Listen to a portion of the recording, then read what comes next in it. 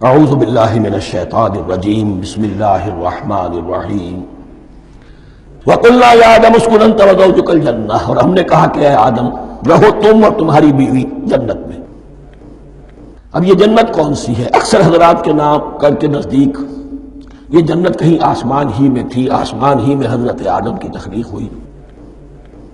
البتہ یہ سب مانتے ہیں کہ ایک وہ جنت الفردوس جو ہے جس میں جانے کے بعد پھر واپس نکلنے کا کوئی امکان نہیں، یہ وہ جنت نہیں ہے جس میں کہ آخرت میں لوگوں کو جا کر داخل ہونا ہے، اس میں داخل ہونے والے کے نکلنے کا کوئی امکان نہیں۔ ایک رائے یہ بھی ہے، میرا رجحان اس رائے کی طرف ہے، تخلیق آدم اسی زمین پر ہوئی ہے۔ وہ جن مراحل سے گزری ہے تخلیق وہ ایک علیحدہ مسئلہ ہے۔ بایولوجی اور وحی دونوں اس پر متفق ہیں کہ مٹی سے، کرسٹ آف دی ارتھ سے انسان بنا ہے، اس پر اتفاق ہے قرآن کا بھی اور بایولوجی کا بھی، جدید علم الحیوانات کا بھی، علم الحیات کا۔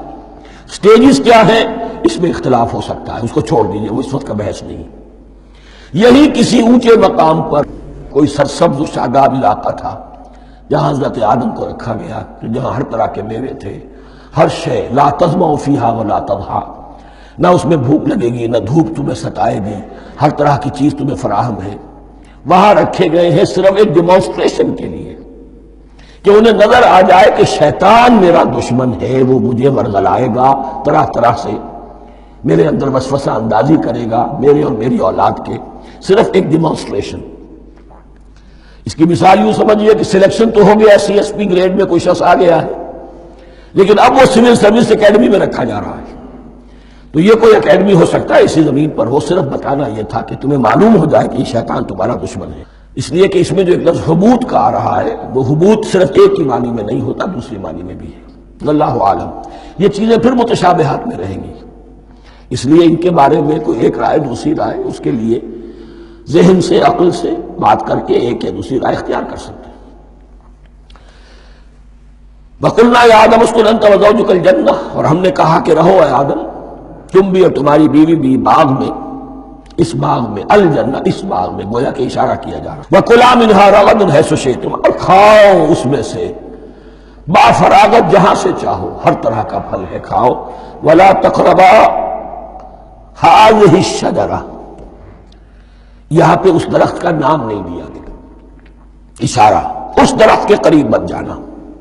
فَتَكُونَا مِنَ الظَّالِمِينَ، تو تم ظالموں میں سے ہو جاؤ گے، تم حد سے گزرنے والوں میں سے ہو جاؤ گے۔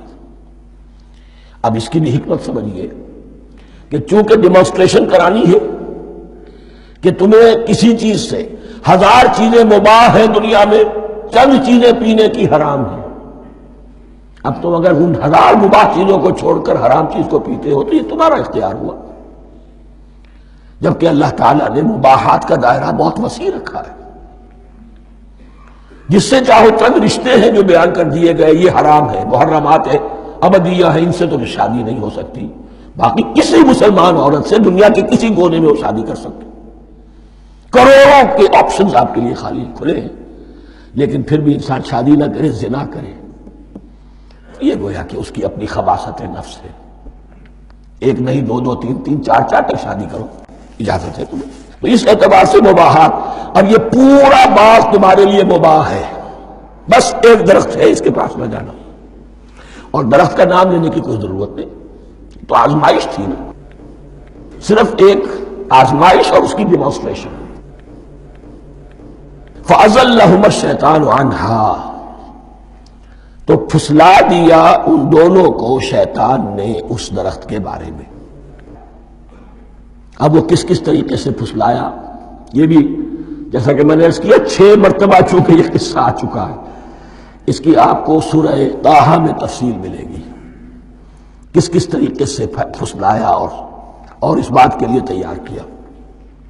فَأَخْرَجَهُمَا مِمَّا كَانَا فِيهِ، تو نکلوا دیا ان دونوں کو اس کیفیت میں سے جس میں کہ وہ تھے، وہ کیفیت کہ نہ کوئی مشقت ہے نہ کوئی محنت ہے، اور انسان کو ہر طرح کا اچھے سے اچھا پھل مل رہا ہے، تمام ضروریات فراہم ہیں، خاص کوئی حلہ جنت ہے جس کا کہ لباس بھی عطا کیا گیا ہے، لیکن ان کیفیات سے اب نکال کر اب جسے آپ کہیں گے bitter facts of life، اچھا اب جاؤ، یہ ڈیمانسٹریشن کرنی تھی، ہو گئی۔ شیطان تمہارا دشمن ہے، تمہارا اور تمہاری نسل کا، شیطان لعین، اور وہ تمہیں پھسلائے گا جیسے آج پھسلایا ہے۔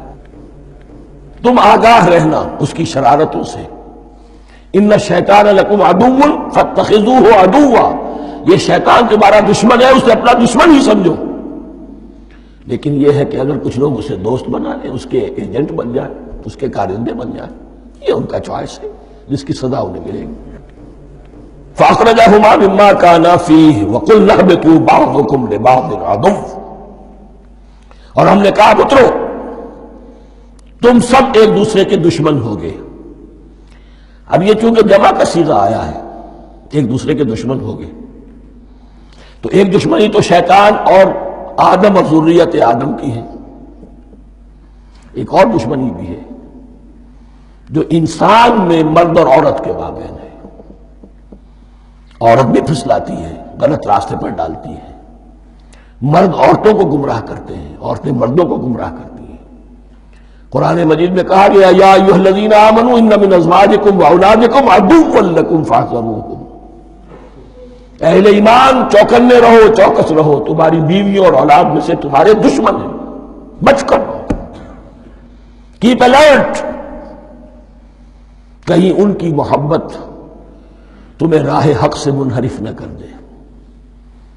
تم ایک اچھا کام کرنا چاہتے ہو، بیوی رکاوٹ بن گئی، بیوی کو اچھا کام کرنا چاہتی، شوہر رکاوٹ بن گیا، تو یہ محبت نہیں ہے، یہ عداوت ہے۔